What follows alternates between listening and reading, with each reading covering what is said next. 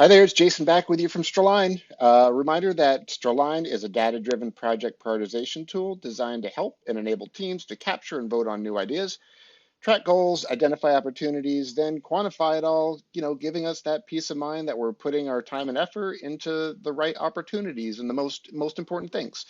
So today we're talking about user weight or weighting, WEIGHT, not the waiting around kind. So when we talk about weighting in StrAlign, we're referring to a value that's been assigned to a user as it pertains to voting on a given idea, opportunity, project. Fill in the blank with whatever word you or your organization use to describe a stage in the project selection lifecycle. More specifically, weighting refers to a set of rules that might give one user more or less influence in the decision-making process than another with regards to the outcome. On the back end, this is expressed as a percentage. So if one person has a user weighting of 10 and another has a weighting of 5, you can imagine that the person with a weighting of 10 would yield twice as much influence as the other.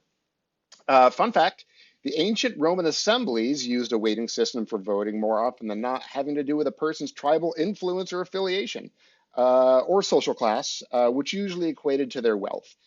We think of this more along the lines of leaders versus contributors.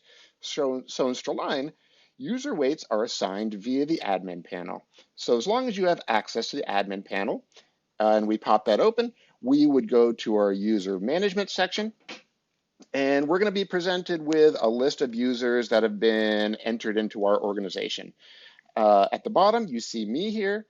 You can see my department. You can see my role. We can see how many ideas I've submitted, how many comparisons I've completed, how many ratings I've given.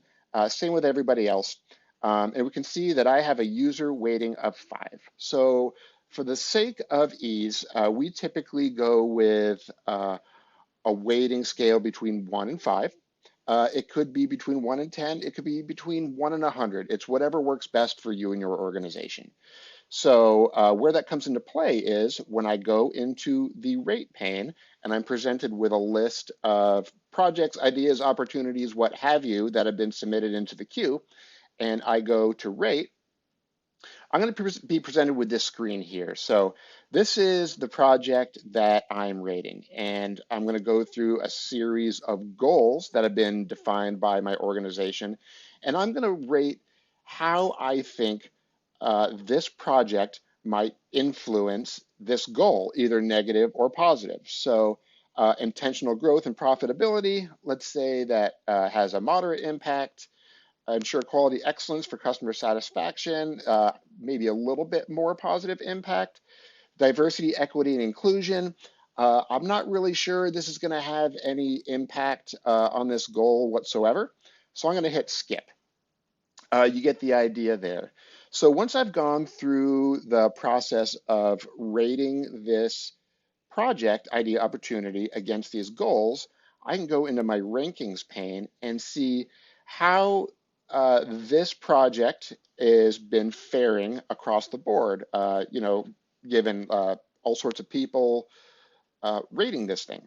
So if I click on this guy, I can see it's ranked number 1. I can get some more details.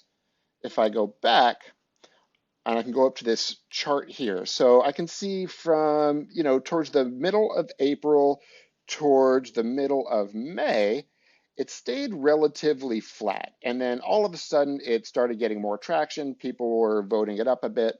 So it just gives you some context is the life cycle of how this idea project opportunity has been working through the process. I hope this helps you understand the weighting process in StrAlign a little bit more. If you have any comments, suggestions, as always, let us know. See you next time.